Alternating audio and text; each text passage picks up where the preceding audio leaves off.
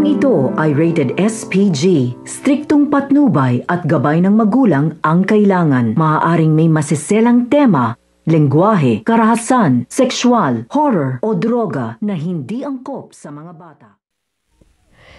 Nagpatuloy na nga sa filing of candidacy itong si Miguelito at ang pamilyang Guerrero at pati na rin ang grupo nito ni Tanggol at ni Vice Mayor Olivia. At nang nag-umpisa nga ang filing of candidacy ay nagsimula na rin itong mga Guerrero na mangotsa sa kabilang grupo.